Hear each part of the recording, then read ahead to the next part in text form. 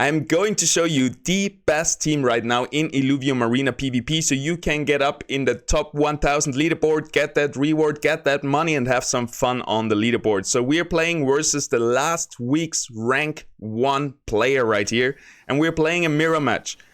It doesn't look like a mirror match, but it is a mirror match until the very late game where he transitions into this tsunami build right here. Let's see how it goes. For the legendary augment phase, we are prioritizing Verdant, a really strong affinity, a really strong legendary augment for our team. And then we're going for Carbamide Protocol, which is not that good, but there wasn't really any other options. So for round 1, you're gonna bring in the OP links right here, the Cardalux, the Water Shield on the Ranger, and bond the Ranger to be Toxic Colossus.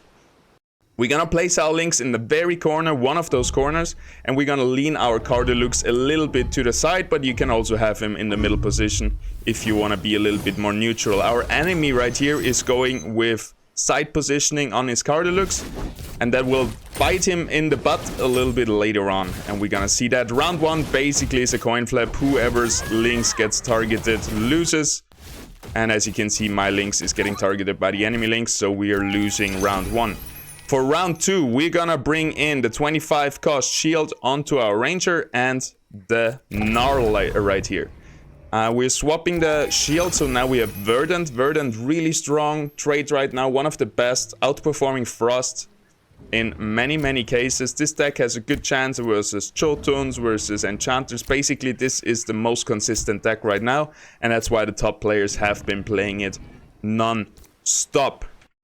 Alright, 25 cost shield on our Ranger, Gnarl comes in, and now we have Gnarl positioning on the side. Let me talk a little bit about my positioning here. So I want Gnarl to be focused. This is one of the key elements of this deck. You want Gnarl to be focused, triggered at Verdant, affinity at 50% health, I guess, and then it's gonna have a healing radius, a healing aura around itself. And we're putting the Ranger right next to it, so Cardalux isn't the only one getting targeted. So right now the Lynx is attacking our Cardalux and also the Ranger, but the enemy Cardalux is going onto our Ranger, so we're splitting the damage between our two tanks, and we don't mind having our Cardalux be a little bit safer. There is something weird going on though with Colossus. We have a lot of taunts, and those taunts make us run around in weird ways, so it's kind of RNG again. Where does our Lynx end up? What are we attacking? Let's fast forward a little bit. And then we see we're winning in the end because our Lynx is just surviving till the end, and Lynx is the main damage dealer in the early rounds.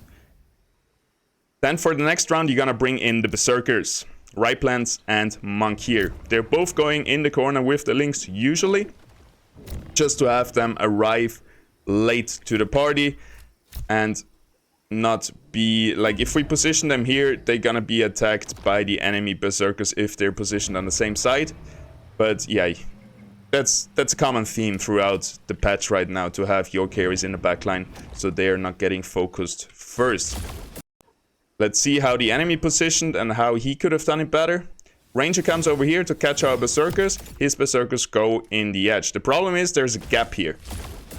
And so the Ripelands is actually attacking the Cardalux. Those two are attacking different targets. Everybody is attacking a little bit different targets, but we are all focusing on the Ranger. And that's the main takeaway here. Now we're focusing down the Lynx, and we're winning the round because we're able to take down units a little bit faster. That's all really that matters. Now we're going for Sentinel Resonance and Colossus Imprint. He's going for Inferno, which is a little bit weird, I think.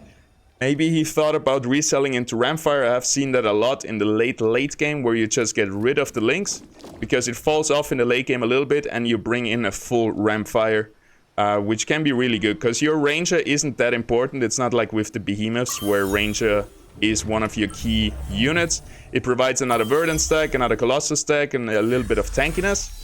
But you can easily swap the Ranger to be a Ramfire and get rid of the Lynx in the late game. I've seen a lot of success with that strategy. Now for Mystic. Next up, our two Mystics come in. We downgrade the shield on our Ranger to have enough money for those two Mystics. And our Monkey is coming in right here because our main fight is going to take place here. So he's a little bit safe behind the Cardalux, but still gonna be able to hit a lot of our units and a lot of the enemy units. Our Adorios right here comes in next to the Berserkers just to block the way so they don't run over here. But they still gonna end up running over here, so we gotta fix that in the next positioning. Always take a careful look where your units are running. So I know my right lance was running over here, and I know that's bad. And we can see it right here, that they just have a better clump up, they have better focus onto my targets. And especially because my monkey is getting focused, that's what loses us the round. So we have to clean it up next round. He's winning that really strong, taking us down to 400 HP. Now we're gonna bring in the Titanor, and that's the beauty with those Colossus units. You can block off your front line so easily. So we're gonna put the Titanor right here, blocking off both sides here. And then we're also gonna reposition our Ranger over to the right side to protect our Berserkers a little bit more. Let's go to the final positioning. So right here, we made sure that there is no space for any units to come in. Here could be a little bit space, but they're not gonna run all the way over here. Our Ranger is here to protect our units. And now we're gonna see what happens. He brought in his Titanor here, so we're gonna focus the Titanor, which is good for him. But since all my damage dealers are focusing the Titanor, we have a little bit of an advantage because his damage dealer, one is focusing my Ranger, one is focusing my Cardalux.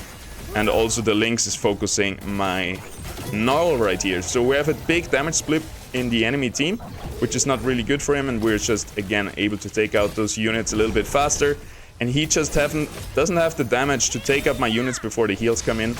And I think in the end only Gnarl dies, but everything else stayed alive. And now he's down to 200 health and he's in a desperate position. Things he could do right now is wall off a little bit nicer here, because his Berserkers are gonna have a longer way to the front line than my Berserkers. So my Berserkers would arrive first and his Berserkers would attack my Berserkers. But instead, yeah, we're just gonna pump out some augments right here, giving Colossus and attack speed to our Monkey. Monkey is usually the first unit you want to augmentize. As long as the Monkey has augments on it and it's not focused, you should be winning the round. And now we're gonna fast, also minus healing, really important. And now we're gonna fast forward a little bit. And see what he does. Actually, he's reselling everything into Tsunami, which is a weird choice. I thought he would go for Ramfire right now because he got the Inferno trait, the Inferno legendary augment, which is not that good, but Ramfire itself is pretty good on round 6. He didn't do that. He went into Tsunami Water Empath, which is a really weird build because he doesn't have any damage dealers right here. I don't know what the plan was with this, but it was a desperation move and it didn't work out. And we were able to win the round. By the way, guys, I was able to secure #1 spot in the content creator reward, for at least #1 spot of the in-house of the dedicated Illuvium creators. I'm far ahead of Viper and Scoriox, and that is all thanks to you. So thank you very much for supporting me, and if you want to keep supporting me, click that link in the description down below. It's my Illuvium content creator link. Just click it once a week, engage with the homepage a little bit. That would help out me a lot, so I can make more content for you. That's all I want to do. And I hope you enjoyed this. I see you in the next one. Peace out. Have a good one. See you on the leaderboards. Enjoy this team. Link is also in the description down below if you want to import the team. Peace out.